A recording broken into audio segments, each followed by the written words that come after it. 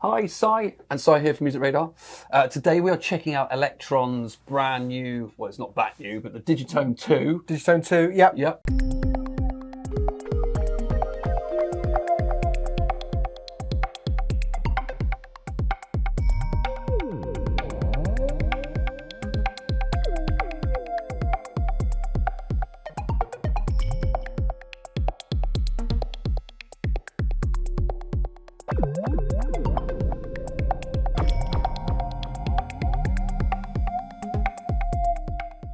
Very specifically, we're going to go through the things that are new and that are relevant and whether it's worth buying it or is it worth keeping the old one? Yeah, so we already did our Gear of the Year at the end of last year, and we've already crowned this our favourite new synth of 2024. So that's a bit of a spoiler about whether we like it or not. What we're not going to do in this video is we're not going to kind of fully review it because it's been out for a while. We've already talked about that. I've written a full review. I've spent a few months with this now. I've written a full review for the Music Radar site. You can read that in the link below this video. And that kind of, I will go into more depth in there about what's good, what's not so good about this, kind of things we do and don't like, things we think we would like added. So we're kind of not going to go into that in this video, but we are going to try and answer the question, is it worth upgrading? So if you... I want to answer two questions here. Okay, Firstly, if you own Digitone 1, should you sell it and get Digitone 2 or just buy Digitone 2? Yeah. And the second question being that actually, is it still worth buying Digitone 1? Because actually the prices have come down loads with the release of Digitone 2. Yeah. So you might be looking at that thinking, is it worth the much cheaper version? So we're going to try and answer that by way of comparing a little bit about what's different. Okay. Well, let's get stuck into it. So let's dive in. So I'm going to just kind of go for the big differences here. There's a few more minor things and kind of workflow things that we won't touch on. But we want to talk about the big changes between Digitone 1 and Digitone 2. Yeah. So let's jump back a little bit to Digitact, which was released last year. So I don't know if you remember, but Digitact, when Elektron released Digitact 2, the big change about that was it kind of massively expanded on the audio capabilities of Digitact. So Digitact being a sampler, it basically doubled the amount of sample tracks you could have and turn those from kind of mono to stereo. So just this exponential expansion of the capabilities. Yeah. But when I reviewed Digitact 2, again on Music Radar, we'll link to it under this, kind of the conclusion basically was that it really expands on everything you can do with Digitact, but what it didn't do was fundamentally change the workflow or what that sampler was capable of. And Digitone is different in that regard, so Digitone is, on the one hand, the kind of differences are kind of the same in that much as with Digitact where Elektron expanded on the audio capabilities, one of the key differences here is that this is an 8-voice synth, which is four parts by timbral. Now this is a 16-voice synth that we can basically have 16 different tracks and different voices going on each of these steps. So it is doubling down on the audio capabilities with Digitact. However, there is more going on here, and I think this is more of a fundamental change in what it can do compared to the original, and that's kind of why we wanted to talk about it today. Yeah. So let's talk machines. So one of the kind of key difference between these two synths, this being version 1, this being version 2, other than the fact that you've got more polyphony there, is the use of machines. So anyone who's used more recent Elektron gear will kind of be familiar with this machine idea. It's kind of the word that Elektron give to different module things within their kind of synth design. Yeah. So you've got things like Syntact or Digitact where you have different machines that let you either kind of play back samples or generate sound in different ways and give you different filter types. And that's been rolled out for Digitone 2. So Digitone 1 was a purely FM synthesis base, 4-operator FM, which you can do a lot with. It's a really versatile FM synthesis. We love FM synthesis. It's very powerful. Anyone who's used Ableton Operator, Korg Op6, etc., knows how much you can do with FM synthesis. So already powerful. That FM engine is still on board here. However, it's been renamed. Let's go to Synth. Hold on. go machine.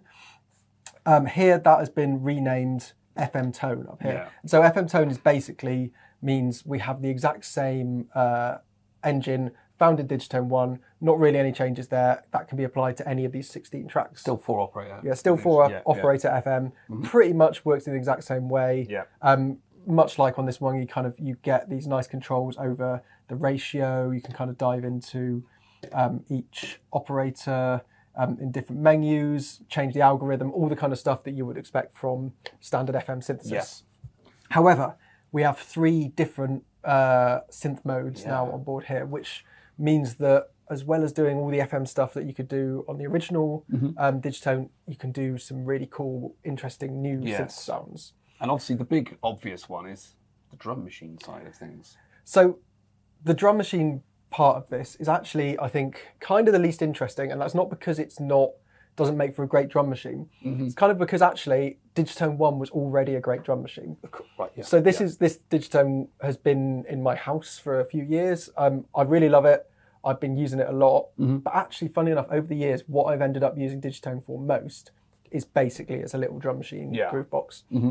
So this is a little kind of side PSA here for you, but anyone who's not, you should be using FM synthesis to create drums. Yes. The reason FM synthesis is great for drums is because it works by having these operators. Operators are effectively oscillators which have their own little amplitude envelope which modulate one another. It's all a bit complicated, but once you get your head around it, it's quite easy to use. But the thing about that is because it's digital and because you've got all of these envelopes, it's incredible for making like punchy sounds, deep basses and things like that. So when it comes to programming like kicks particularly, but also percussion tones and kind of like hi-hats and things like that, FM synthesis is really powerful and it's a great way to make hard-hitting drums. For that reason, Digitone was already great. It actually had loads of really good drum presets in it. The difference with this FM drum synth on here is basically, it's effectively kind of the same engine still. It's still a 4 operator FM engine. The main difference is really at the way you can control it. So, which is why I say it's not to underplay the fact that it's a cool addition, because it is a very cool addition. But what it's doing really, rather than kind of revolutionising what you can do with this synth as a drum machine, is it's just kind of giving you a better way to create and tweak your sounds, which is definitely great. And again, there's a load of really good drum presets that you can get stuck in. Actually, on the drum side, the thing that pays a lot more dividends is the fact you've now got 16 tracks that you can program independently. You could already do some kind of workaround stuff with the original Digitone. With Elektron's, parameter lock capabilities, where you can effectively kind of change the sound you have from step to step and things like that. So you could go past the 4 engines here, but having 16 just means it's really easy to kind of properly use this as like a multi-track groove box really easily. Let's kind of do some demoing of these as we go on before we jump into the other 2 synth types. I've made a little kind of groove going up here, which is just something I knocked up this morning, basically using a variety of presets and things like that. But let's just mute some things so you can hear what I mean about these kind of punchy drum sounds in action. So a nice bit of kind of kick and bass going on here. Some nice little drum tones, again, which is just something I've knocked up quite quickly. And then down here we've got some melodic parts. And you can already see how, having all the different channels and all these 16 tracks are kind of paying dividends, paying dividends when it comes to having just more to play with and kind of getting hands-on and being quick and easy. Let's talk about those other 2 synth machines then. So if we go to a track I'm not using here, and hit machine. So the first of these is called Wavetone. And kind of at a basic level, this looks like it's quite simple. So Wavetone is a 2 oscillator synth engine. Right. So kind of like a traditional subtractive synth at a very basic level. But you've got some really interesting digital leaning stuff going on here. So you have 2 waves, obviously, which you can adjust the wave shape of. But then you've got phase distortion. Phase distortion being another type of like audio rate modulation synthesis. And then if we jump into the second page here, you can see actually these waves that we're playing with are actually wave tables. And from here we can kind of select two different wavetables here. One being this first prim one here, and then the harm one here, the harmonic one. We're kind of giving us different types of wave sound that we can adjust from that first page. Yeah. You've also got these offset, which kind of do some interesting linear detune things. Yeah. You've got ring mod here. You've got oscillator. You've got drift here that you can apply. So actually, you're combining bits of wavetable synthesis, bits of subtractive synthesis, bits of phase distortion, bits of ring modulation. Yeah, a little bit to kind of create some really. There's a lot you can kind of dive in there and do some really fun sound designy things with that engine.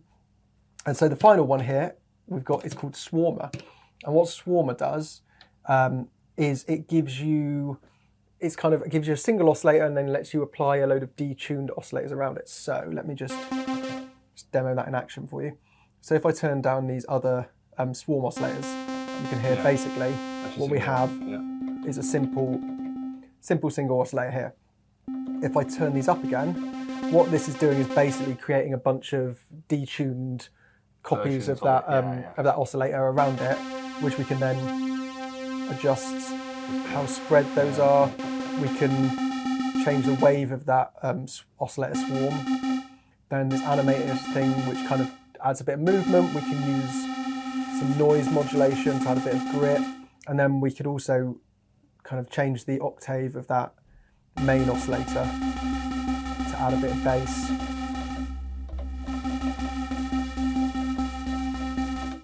Nice. And again, so you can do a lot. Now, when these come into their own, particularly the kind of the wavetable one and this swarm one, is in the modulation capabilities. Okay. So I've always really liked the way that LFOs work on these bits of Elektron gear, because you have these modulation pages here. You can quite easily just sort of set up effectively like the LFO to go to any parameter. And obviously once you're talking about those kind of oscillator swarms, like modulating the position of those and the level of them and things like that, or in the kind of wavetable phase distortion thing, applying extra modulation.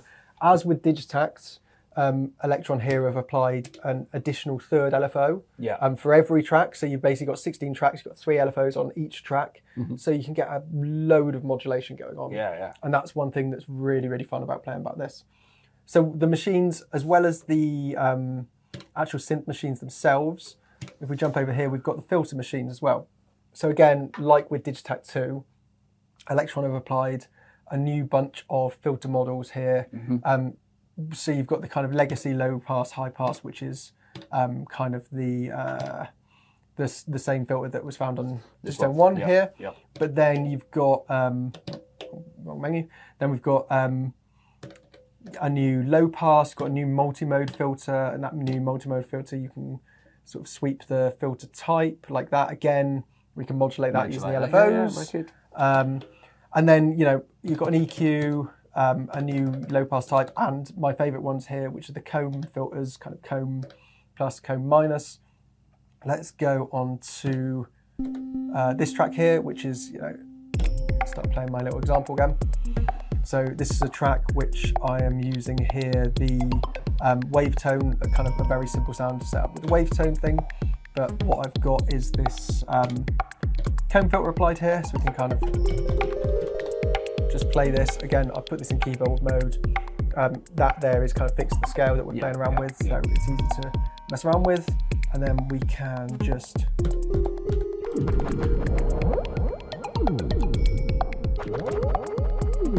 do these fun, creative. Just sweep it through. So again, it's really fun and really great for that kind of digital sound designy things. That is what we loved from the original Digitone, but it's kind of doubled down on here. There are wrong button.